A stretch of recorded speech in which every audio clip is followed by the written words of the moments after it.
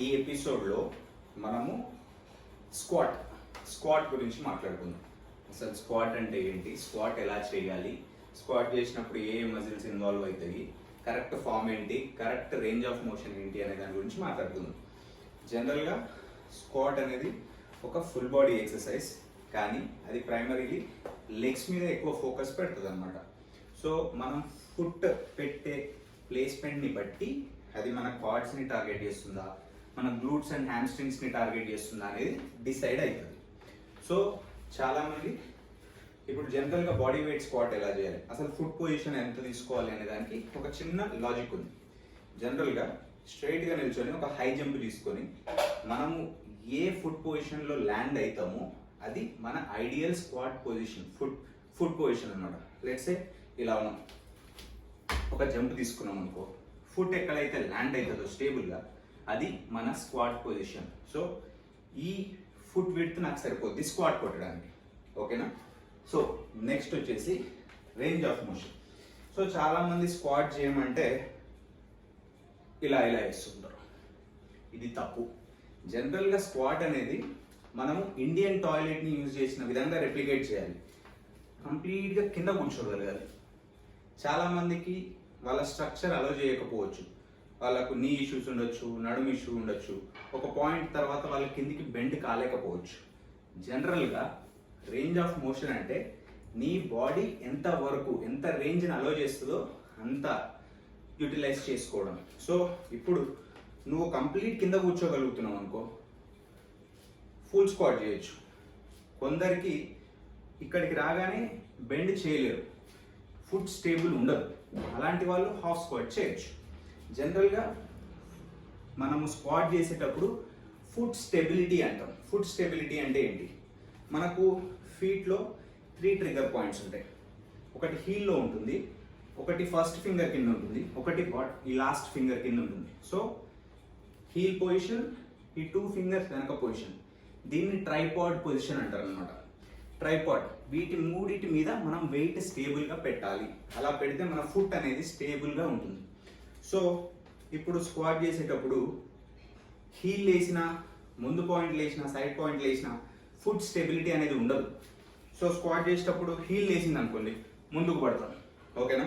సైడ్కి వేసింది అనుకోండి నీస్ కేవిన్ అవుతాయి. ఇలా చేయకూడదు, ఈ 3 పాయింట్స్ మీద వెయిట్ ఈక్వల్గా పెట్టాలి. సో ట్రైపాడ్ పొజిషన్లో ఫీట్ ఉండాలి, మీరు జంప్ చేసి తీసుకున్న ఆ ఫుట్ విడ్త్లో ఫీట్ ప్లేస్మెంట్ పెట్టుకోండి, ఓకేనా.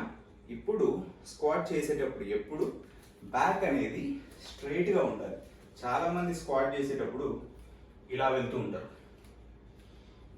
బేసిక్గా స్క్వాట్ అంటే ఏంటంటే మీ హిప్స్ని కిందికి పుష్ చేయడం, ఓకేనా. సో బేసిక్గా ఇది మీ హిప్ ఏరియా, దీన్ని కిందికి పుష్ చేయాలి. సో కిందికి తీసుకెళ్ళాలి. స్క్వాట్ చేసేటప్పుడు మీ బ్యాక్ ఎంత స్ట్రైట్ ఉంటే అంత బెటర్. ఎక్కువ లీన్ అయ్యే కొద్ది ఏమవుతుందంటే మీ లోవర్ బ్యాక్ మీద లోడ్ ఎక్కువ పడుతుంది.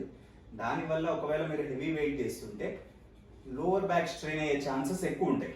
స్క్వాట్ చేసేటప్పుడు అలసిపోవాల్సింది మన క్వాడ్స్, గ్లూట్స్ ఇవి. కానీ తప్పు చేసినప్పుడు ఏమవుతుందంటే లోవర్ బ్యాక్ మీద స్ట్రెయిన్ ఎక్కువ పడి ఇంజురీస్ అయ్యే ఛాన్సెస్ ఉంటాయి. సో స్క్వాట్ చేసేటప్పుడు ఎప్పుడు ఫుట్ హిప్ విడ్త్ కానీ మీ జంప్ తీసుకున్న పొజిషన్ కానీ తీసుకోండి, బ్యాక్ స్ట్రైట్ పెట్టండి అండ్ హిప్స్ని కిందికి పుష్ చేయండి. ఇది ఒక perfect squat, body weight squat, ఓకేనా. చాలామంది స్క్వాట్ చేసేటప్పుడు ఇలా వెళ్తూ ఉంటారు, హిప్స్ని వెనక్కి పుష్ చేసి ఇట్లా పోతూ ఉంటారు, అది తప్పు, అలా చేయకూడదు, ఓకేనా. ఇది బాడీ వెయిట్ స్క్వాట్. ఇప్పుడు మనము బార్బెల్ స్క్వాట్స్ గురించి మాట్లాడుకుందాం. బార్బెల్ స్క్వాట్స్లో 2 రకాలు ఉంటాయి, ఒకటి హై బార్ స్క్వాట్ అంటాము, ఒకటి లో బార్ స్క్వాట్ అంటాం. ఇది బ్యాక్ స్క్వాట్స్కి వస్తే. మళ్ళీ మనము డంబెల్ స్క్వాట్స్ ఉంటాయి, ఫ్రంట్ బార్బెల్ స్క్వాట్స్ ఉంటాయి, ఇవి కాదు. ఈరోజు మనము బార్బెల్ బ్యాక్ స్క్వాట్స్ గురించి మాట్లాడుకుందాం. జనరల్గా బార్ ఎక్కడ పెట్టుకుంటున్నావు అనే దాన్ని బట్టి అది ఏ టైప్ ఆఫ్ స్క్వాట్ డిసైడ్ చేయొచ్చు. జనరల్గా హై బార్ స్క్వాట్ అంటే బార్ పొజిషన్ నీ ట్రాప్స్ పైన ఉంటుంది, బార్ పొజిషన్ నీ ట్రాప్స్ పైన ఉంటుంది, ఓకేనా. అదే లో బార్ స్క్వాట్ అంటే మీకు అప్పర్ బ్యాక్ ట్రాప్స్ కి కింద భాగంలో ఉంటుంది. సో బార్ పొజిషన్ వచ్చి లో బార్లో ఇక్కడ ఉంటుంది,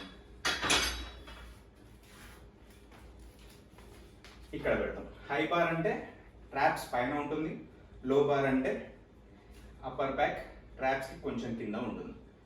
ఓకేనా? సో హై బార్ కి లో బార్ కి డిఫరెన్స్ ఏంటి? బేసిక్ గా హై బార్ స్క్వాట్ చేసినప్పుడు మన బ్యాక్ స్ట్రైట్ ఉంటుంది. హై బార్ స్క్వాట్స్ అనేవి ప్రైమరీగా స్క్వాడ్స్ మీద ఇన్వాల్వ్ అవుతాయి అన్నమాట. లో బార్ స్క్వాట్ చేసే వాళ్ళు, especially strong man, power lifting ఇలా చేసే వాళ్ళకి ఏముంటుందంటే వాళ్ళ మెయిన్ గోల్ వచ్చి ఎక్కువ వెయిట్ లిఫ్ట్ చేయడం ఉంటుంది. సో ఎప్పుడైతే మన గోల్ ఎక్కువ వెయిట్ లిఫ్ట్ చేయడమో అప్పుడు ఏం చేస్తారంటే యాక్సెసరీ వేరే మజిల్స్ సపోర్ట్ కూడా తీసుకుంటారు.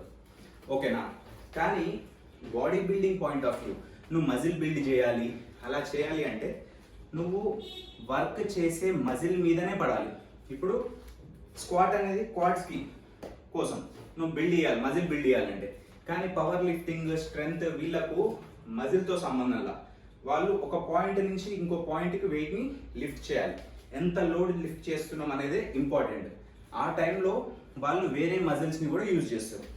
జనరల్గా లో బార్ స్క్వాట్ యూజ్ చేసేటప్పుడు బార్ ప్లేస్మెంట్ కింద ఉండడం వల్ల బ్యాక్ సపోర్ట్ ఎక్కువ తీసుకుంటారు. సో వాళ్ళు క్వాడ్స్తో పాటు glutes, hamstrings, back support తీసుకొని హెవీ లోడ్ని పుష్ చేస్తారు. పవర్ లిఫ్టర్స్, స్ట్రాంగ్ మెన్ ఇలా చేస్తూ ఉంటారు. దీనివల్ల ఏమవుతుందంటే రిస్క్ ఆఫ్ ఇంజురీ కూడా చాలా ఎక్కువ ఉంటుంది. ఓకేనా? సో ప్రస్తుతం మనం హై బార్ స్క్వాట్ ఎలా చేయాలి అనే దాన్ని చూద్దాం ఒకసారి. జనరల్గా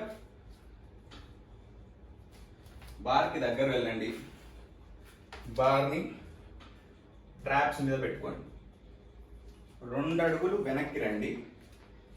ఓకేనా? ఇక్కడ వ్రిస్ట్ అనేది హైపర్ ఎక్స్టెండ్ చేయొద్దు, ఎల్బోస్ కిందికి పాయింట్ చేసి ఉండాలి, బ్యాక్ స్ట్రైట్ ఉంటుంది, మీరు కంప్లీట్ కింద కూర్చుంటారు, మళ్ళీ పైకి లేస్తారు. ఓకేనా?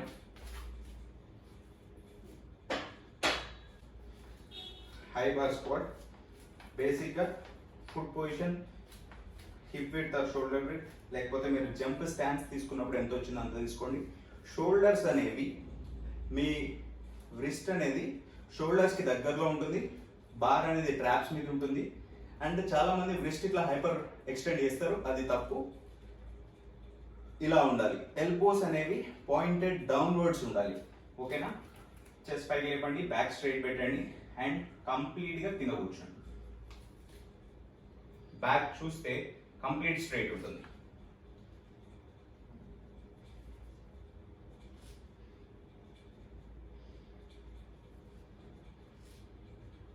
చాలా మంది ఇంకో మిస్టేక్ ఏం చేస్తారంటే ఇలా పైకి యూజ్ చేస్తారు, ఇది తప్పు. దీనివల్ల నెక్ మీద లోడ్ ఎక్కువ పడుతుంది.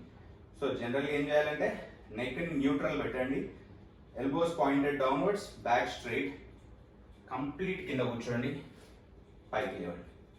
ఓకేనా? ఇది హై బార్ స్క్వాట్. ఇప్పుడు లో బార్ స్క్వాట్లో ఎలా ఉంటుందంటే బార్ ప్లేస్మెంట్ కిందికి ఉంటుంది, మీరు జనరల్గానే ముందు క్లీన్ అయి ఉండరు. ఓకేనా? ఇలా ఉంటుంది అనమాట లో బార్. లో బార్లో మీకు glutes, hamstrings, lower back ఇవి ఎక్కువ ఇన్వాల్వ్ అవుతాయి. ఇది మీరు పవర్ లిఫ్టర్, స్ట్రాంగ్ మ్యాన్ అయితే తప్ప యూజ్ చేయకండి. జనరల్గా మజిల్ బిల్డింగ్ వాళ్ళకు హై బార్ స్క్వాట్ అనేది సరిపోతుంది. స్క్వాట్ అనేది ఒక ఎక్సలెంట్ ఎక్సర్సైజ్. ఓకేనా? మీరు స్ట్రాంగ్ అవ్వాలి అనుకుంటే మీ ఎక్సర్సైజ్ రొటీన్లో స్క్వాట్స్ని పెట్టుకోండి. కానీ ఒకవేళ మీ గోల్ సైజ్ పెంచాలి, బాడీ బిల్డింగ్ చేయాలి అంటే స్క్వాట్స్ చేయాల్సిన అవసరం కూడా లేదు. అర్థమవుతుందా? ప్రతి ఎక్సర్సైజ్ పక్కా చేయాలి అని ఏ రూల్ లేదు. కొందరికి సెట్ అయితే, కొందరికి సెట్ కావు. కానీ ప్రతి మనిషి స్క్వాట్ చేయగలుగుతాడు. ఓకేనా? స్క్వాట్ చేయడంలో తప్పు లేదు. స్క్వాట్ చేయడానికి భయపడకండి. ఓకేనా? చాలామంది స్క్వాట్స్ చేస్తే నీస్ ఖరాబ్ అవుతాయి, డీప్ స్క్వాట్స్ చేయడం వల్ల నీస్ అనేవి అరిగిపోతాయి, మీరు ఫ్యూచర్లో మోకాలు నొప్పులు వస్తాయి, ఇలాంటి చెత్త న్యూస్ చెప్తూ ఉంటారు. అది కంప్లీట్గా తప్పు. ఫుల్ స్క్వాట్స్ అనేవి మోకాళ్ళకు చాలా మంచిది. అర్థమవుతుందా? మోకాళ్ళకు ఏ ఇంపాక్ట్ ఉండదు. నేను 10 సంవత్సరాల నుంచి స్క్వాట్ చేస్తున్నా. నేను స్క్వాట్ చేసినప్పుడు నాకు ఇదే చెప్పినారు, డీప్ స్క్వాట్స్ చేయకు, డీప్ స్క్వాట్ చేస్తే మోకాళ్ళ నొప్పులు వస్తాయి అని చెప్పేసి. అలాంటిది ఏమీ జరగదు. రీసెర్చ్ ప్రకారం డీప్ స్క్వాట్స్ అనేవి నీ పెయిన్స్కి ఏ సంబంధం లేదు. నీ డీప్ స్క్వాట్స్ వల్ల నీ పెయిన్స్ అనేవి రావు, బ్రహ్మాండంగా చేయొచ్చు. అండ్ ఇది మన day to day moment. Squats వల్ల మీ లెగ్స్ అనేవి స్ట్రాంగ్ అవుతాయి. ఇన్ జనరల్గా మనం కుర్చీలో కూర్చొని లేస్తూ ఉంటాం, మెట్లు ఎక్కుతూ ఉంటాం, ఇలాంటి పనులన్నీ చాలా ఈజీగా చేసుకోగలుగుతాం. సో స్క్వాట్స్ చేయడానికి భయపడకండి, బ్రహ్మాండంగా చేయండి. మీ వర్కౌట్ రొటీన్లో స్క్వాట్స్ అనే వాటిని పెట్టుకోండి, తప్పలేదు. ఓకేనా? అండ్ స్క్వాట్ చేసేటప్పుడు చాలా మిస్టేక్స్ చేస్తూ ఉంటారు. ఇన్ జనరల్ మిస్టేక్ ఏంటంటే వెయిట్ స్క్వాట్ పడగానే ముందుకు టిల్ట్ అయిపోతూ ఉంటారు, బ్యాలెన్స్ ఆగదు, ఫుట్ అనేది స్టేబుల్గా ఉండదు. అలాంటప్పుడు ఏం చేయాలి అంటే షూస్ తీసేసి స్క్వాట్ చేయండి. మీకు ఇన్ జనరల్గా షూస్కి కుషనింగ్ ఉందనుకోండి, అవి ఎత్తున్నాయంటే మీకు ఫుట్ స్టేబుల్ లేదనుకో, ముందుకు టిల్ట్ అవుతూ ఉంటారు. సో ఏం చేయండి అంటే ఆ షూస్ తీసేసి బేర్ ఫుట్ అనేది స్క్వాటింగ్ చేయండి. ఇంకొకటి, చాలామందికి యాంకిల్ మొబిలిటీ ఇష్యూస్ ఉంటాయి. వాళ్ళ నీ ఒక పాయింట్ తర్వాత ఫ్లెక్స్ అయితే యాంకిల్స్లో పెయిన్ వస్తుంది. ఓకేనా? అందువల్ల వాళ్ళు ఎక్కువ రేంజ్ ఆఫ్ మోషన్, ఎక్కువ కిందికి వెళ్ళలేరు, యాంకిల్స్లో ఇబ్బంది ఉంటుంది. అలాంటి వాళ్ళు ఏం చేయండి అంటే వెనక ప్లేట్స్ పెట్టుకోవచ్చు. వెనక ప్లేట్ పెడితే ఏమవుతుందంటే బేసిక్గా మీ నీ అనేది హైపర్ ఎక్స్టెండ్ అవుతుంది, మీకు యాంకిల్ మీద ఎక్కువ లోడ్ పడదు. అర్థమవుతుందా? సో యాంకిల్ మొబిలిటీ ఇష్యూస్ ఉన్న వాళ్ళు వెయిట్ లిఫ్టింగ్ షూస్ వేసుకొని స్క్వాట్ చేయొచ్చు, లేకపోతే హీల్ కింద ప్లేట్స్ పెట్టుకొని స్క్వాట్ చేయొచ్చు. దానివల్ల క్వాడ్ ఇన్వాల్వ్మెంట్ అనేది ఎక్కువ ఉంటుంది. ఇంకొక పాయింట్ వచ్చేసి రేంజ్ ఆఫ్ మోషన్. చాలామంది హెవీ లోడ్ వేసుకొని హాఫ్ రెప్స్ కొడుతూ ఉంటారు, దానివల్ల ఏ పాయింట్ ఉండదు. అర్థమవుతుందా? సో ఇప్పుడు మీరు బాడీ వెయిట్తో మీ రేంజ్ ఆఫ్ మోషన్ ఎలా ఉందో, మీరు వెయిట్ వేసుకున్నా కానీ మీ రేంజ్ ఆఫ్ మోషన్ అంతే ఉండాలి. అర్థమవుతుందా? వాళ్ళెవరో సగం చేస్తున్నారని మీరు సగం చెయ్యకండి, దానివల్ల ఏం బెనిఫిట్ ఉండదు. ఇంకొక పాయింట్, చాలామందికి స్క్వాట్ చేసేటప్పుడు నీస్ అనేవి కేవిన్ అవుతూ ఉంటాయి. కిందికి వెళ్తారు, పైకి వచ్చేటప్పుడు ఇలా అంటూ ఉంటారు, నీస్ అనేవి దగ్గరికి వస్తూ ఉంటాయి. ఇది ఎందుకు అవుతుందంటే మీ ఇన్నర్ థైస్ అనేవి వీక్ ఉంటాయి. సో ఇలాంటి వాళ్ళు ఏం చేయాలి అంటే లోడ్ తగ్గించి, అబ్డక్షన్ అని మనం జిమ్లో ఒక మెషిన్ ఉంటుంది, కాళ్ళు ఇలా దగ్గరికి ఇలా చేసేది, ఆ ఇన్నర్ థై అబ్డక్షన్ మెషిన్ మీద ఎక్కువ ట్రైన్ చేస్తే ఈ మజిల్ అనేది స్ట్రాంగ్ అవుతుంది. ఓవర్ టైం ఈ నీ కేవింగ్ అనేది జరగదు. ఓకేనా? Hope this helps. ఇది స్క్వాట్ గురించి. ఏమైనా డౌట్స్ ఉంటే టెక్స్ట్ మీ. Thank you.